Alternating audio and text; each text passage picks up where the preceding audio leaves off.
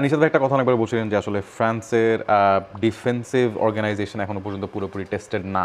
কেন আপনি এটা মনে করেন এবং টেস্ট কারা করতে পারে? নিশাত ভাই কি মনে হয় যে আসলে সামনে কোন কোন টিম ফ্রান্সের এই ডিফেন্সকে পরীক্ষায় ফেলতে পারে? আসলে একটু কন্ট্রোভার্সিয়াল টেক আর কি আমার কাছে যেটা মনে হচ্ছে, বিকজ এই বিশ্বকাপে ফ্রান্স যে 4টা টিমের সঙ্গে খেলেছে এই 4টা টিমই কিন্তু টপ টায়ার টিম না। আমরা যদি ইরাকের যদি কথা বলি, আমরা যদি নরওয়ের কথা বলি, ওইদিকে নরওয়ে কিন্তু ফার্স্ট টিম নিয়ে কিন্তু খেলে নাই ফ্রান্সের এগেনস্টে, যখন তারা 10 জনকে তারা সাফ করছিল।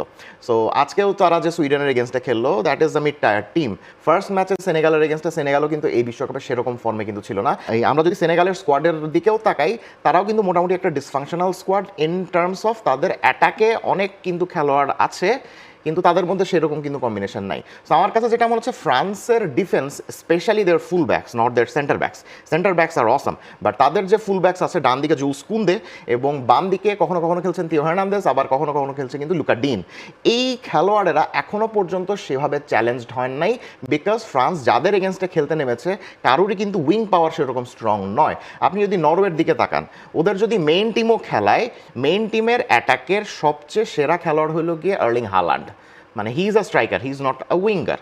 এরপরে ইরাক কোনো কিন্তু এরকম শক্তিশালী লামিন ইয়ামাল টাইপ বা নিকো উইলিয়ামস টাইপ ওরকম কিন্তু কোনো উইঙ্গার নাই যারা কিনা ফ্রান্সের ফুল ব্যাককে সেভাবে কিন্তু চ্যালেঞ্জ করতে পারে।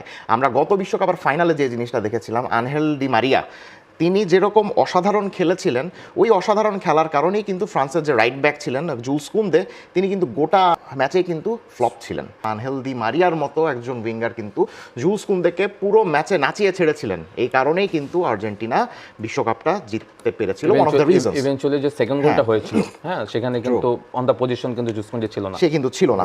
সো তার মধ্যে কিন্তু পজিশনিং এর এই ধরনের সমস্যা কিন্তু আছে। আর আমরা লেফটের দিকে যদি তাকাই, থিও হার্নান্দেজ এন্ড লুকা দিন কেউই কিন্তু ওরকম সলিড কোনো অপশন না। ফ্রান্সের ফুলব্যাকদেরকে যে সেভাবে চ্যালেঞ্জ করবে ওই জিনিসটা আমরা এখনো পর্যন্ত কিন্তু দেখিনি। ওই সকল জায়গাতে যদি কোনো ওয়ার্ল্ড ক্লাস উইঙ্গার যদি চলে আসে, তাহলে কিন্তু ফ্রান্সের ডিফেন্স এখনও সেভাবে কিন্তু টেস্টেড হয় নাই।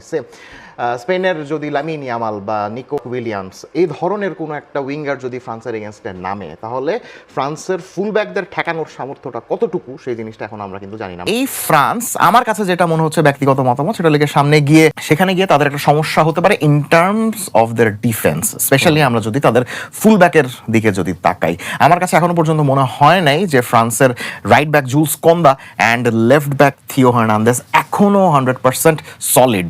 যদি কোনো একটা টিম থাকে যারা মানে যাদের উইং পাওয়ার অনেক স্ট্রং, সে স্পেন, এরকম কোনো যদি একটা টিম থাকে, বা আপনার আইভরি কোস্ট মানে যদি আরো সামনে যায়, they have this fantastic winger called Diomande, অনেক জোস খেলতেছে।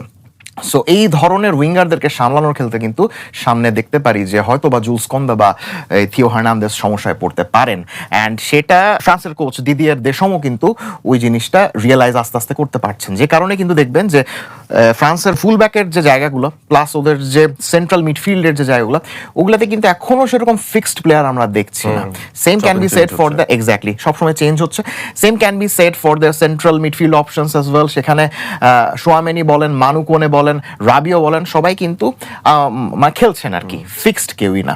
সো এই জিনিসটা দেখে কিন্তু আমরা বুঝতে পারছি যে France probably still trying to find the proper combination in terms of their fullback and central midfield.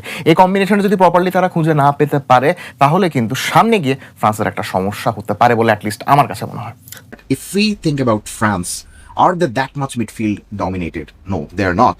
তারা যে দুজন মিডফিল্ডার খেলায় 4-2-3-1 ফরমেশনে, দুজন মিডফিল্ডার কোয়ালিটির দিক থেকেও কিন্তু ইন্ডিভিজুয়ালি স্পেনের মতো অত বেশি দুর্দান্ত না। আবার আমরা যদি কালেকটিভ দিক থেকে চিন্তা করি, কালেকটিভ দিক থেকেও কিন্তু স্পেনের মিডফিল্ডাররা ফ্রান্সের মিডফিল্ডের থেকে, আমি কিন্তু বারবার একটা জিনিস বলছি, মিডফিল্ড নট ফরওয়ার্ড, মিডফিল্ডের দিকে ফ্রান্সের মিডফিল্ডার এখন কিন্তু একটু পিছিয়ে রয়েছে। আমার দৃষ্টিতে যেটা মনে হয় যে ফ্রান্সের এই একাদশের মধ্যে যে দুই একটা দুর্বল জায়গা রয়েছে, এদের মধ্যে একজন হলেন গিয়ে Adrien Rabiot. With due respect to him, তিনি গত 10-12 বছর ধরে ফ্রান্সের একাদশে যা যা করেছেন, এটা নিয়ে কোনো সন্দেহ নাই। He is a legendary midfielder, এটা নিয়ে কোনো সন্দেহ নাই। বাট 2026 সালে এসে রাবিওর উপরে কনস্ট্যান্টলি ভরসা করাটা কতটুকু ওয়াইজ এবং কতটুকু জাস্টিফাইড, সেটা নিয়ে কিন্তু প্রশ্ন তোলাই যায়। বিকজ আমরা কিন্তু দেখেছি যে এই বয়সে এসে রাবিও কিন্তু এখন কনসিস্টেন্টলি ওরকম ভালো পারফরমেন্স কিন্তু দিতে পারেন না। সো তাও আমরা দেখছি যে এই বিশ্বকাপের শুরু থেকে এখন পর্যন্ত ফ্রান্স যতগুলো ম্যাচ খেলেছে, Rabiot has been a constant fixture in their starting line up. Rabiot খেলছেন, রাবিওর পাশে কখনো কখনো মানু কোনে খেলছেন, কখনো কখনো অরেলা সোয়ামেনি খেলছেন। সোয়ামেনি গত 2 ম্যাচে ইনজুর্ড ছিলেন দেখে উনি ঠিক মতো খেলতে পারেননি। এক্সপেক্ট করছি এই ম্যাচে তিনি কিন্তু ফিরে আসবেন। ফিরে আসলেও রাবিওর সঙ্গে কিন্তু উনি জুটি বাঁধবেন। এখন জুটি যখন বাঁধবেন, ফ্রান্সের ফরমেশনটা কিন্তু 4-2-3-1। 4-2-3-1 মিনস তাদের সেন্ট্রাল মিডফিল্ডে 2 জন খেলোয়াড় কনস্ট্যান্টলি থাকবেন। কি ফ্রান্স মিডফিল্ডের এই ব্যাটলটা কি জিততে পারে না? অফকোর্স পারে। সেটা তখনই তারা জিততে পারে যখন তাদের ওই ডাবল পিভটের 2 জন মিডফিল্ডার একদম all action box to box midfielder হয়, যারা কিনা সব কিছু করতে পারে, ডিফেন্ডিং থেকে শুরু করে গোল স্কোরিং বলেন, পাসিং বলেন, মানে ক্রিয়েটিভিটি দেখানো বলেন, সব কিছু করতে পারে।